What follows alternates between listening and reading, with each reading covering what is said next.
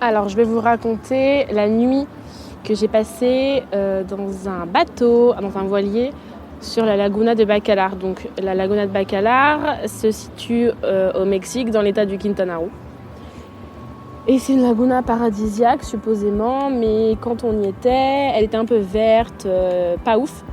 Donc, par des connaissances, on a contacté un gars qui était sur place, et un Français, et qui avait un voilier. Donc, avec d'autres personnes, d'autres potes, on était 4 en tout, et on lui a dit, bah vas-y, pour combien tu nous fais le tour de voilier? Donc, on a fait avec lui un petit tour du voilier. Il nous a proposé, si vous voulez, au lieu de juste faire l'aller-retour et pas aller voir les côtés jolis de la laguna, vu que dans le centre c'était pas ouf, fallait aller dans le sud.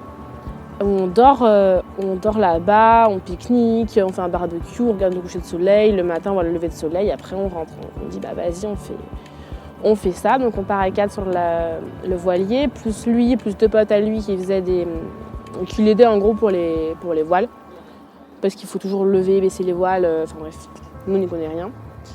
Trop cool, on arrive sur une petite jetée et en fait le ciel se couvre, le soleil se couche, mais comme il y avait beaucoup de nuages, c'était pas dingue.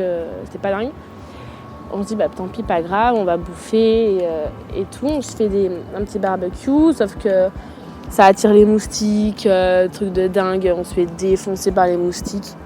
On mange, on rigole, etc. Après, on va se coucher. Donc, nous, on dormait dans l'avant du bateau. En fait, les voiliers, c'est fait de telle sorte à ce que tu puisses quand même dormir. Donc, dans l'avant du bateau, le bateau n'est pas profond, en fait.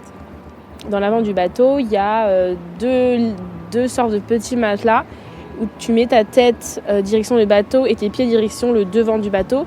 Et ils s'enfoncent en sorte de triangle. Ce qui fait que tu peux vraiment bouger un peu la tête, mais les pieds, tu peux pas bouger parce qu'il n'y a pas du tout de place. Et comme c'est un voilier, donc c'est pas haut non plus. Donc on se dit c'est pas grave, vas-y, avec ma pote on est fatigué, on va se coucher. On rentre dans le truc. Et en fait, là je vois quoi il y avait une grenouille dans la chambre. Moi je dis non, laisse tomber, je dors pas avec une grenouille, enfin t'es malade, laisse tomber quoi. Au final, la grenouille, elle se barre au fond sur le devant du voilier, mais toujours dans la chambre, mais dans un recoin, machin, enfin impossible à attraper. Donc, je dis tant pis, je dors avec une grenouille quoi. C'est une grenouille, c'est pas un serpent. Et donc on se couche, on a un peu chaud, donc on ouvre, il y a une petite trappe au-dessus de notre tête, on ouvre la trappe. Et je me dis, à tous les coups, il y a une grenouille qui va tomber là-dedans, mais sur ma tronche, mais tant pis, c'est pas grave. Peut-être pas. Donc on dort, et en fait, pire nuit de ma vie. Genre, j'ai rien dormi, je me suis fait défoncer, on s'est fait piquer par, je sais pas quelle bestiole, c'était pas des moustiques, c'était pas des puces de lit, c'était un truc encore différent. Mais truc de dingue, le matin, bam, je sens quoi sur mon visage, des gouttes, c'est quoi ce délire? Et du coup, c'était la rosée, donc je ferme le petit truc, mais on était allongés comme dans un cercueil. Voilà, le cercueil, ça illustre vachement bien. Comme dans un cercueil, un truc au-dessus, un truc en dessous, un truc à droite, un truc à gauche, des plaques. Donc là, je dis c'est pas possible, donc on se lève, on va se réveiller un peu et tout, on se nettoie le visage, on se met un peu d'eau, et là, le soleil se lève. Et on voit la laguna, mais magnifique, en mode comme sur les îles paradisiaques, Tahiti, Hawaï, les Maldives. Des trucs comme ça, l'eau transparente, truc vraiment superbe. Donc on prend nos petites photos pour Insta, bien sûr.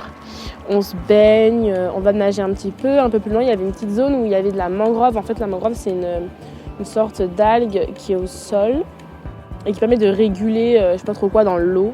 C'est hyper bon pour l'eau. Et le sol était un peu en mode boue. Et en gros, tu peux te faire des gommages de ça. Et donc, on a mis sur tout le corps. Mais ça puait le soufre. Mais c'était trop drôle. Et après, on avait la peau toute douce. C'était bien. Et après, on a mangé encore un petit peu. Et on est reparti en bateau. En précisant que les 2 potes du mec s'étaient cassés le soir. Donc, il n'y avait plus que le mec qui savait diriger son bateau. Sauf qu'un voilier tout seul, c'est impossible parce qu'il faut faire à moitié un peu avec le moteur derrière, la grande voile et la petite voile qui est devant. Donc, il nous a réquisitionné.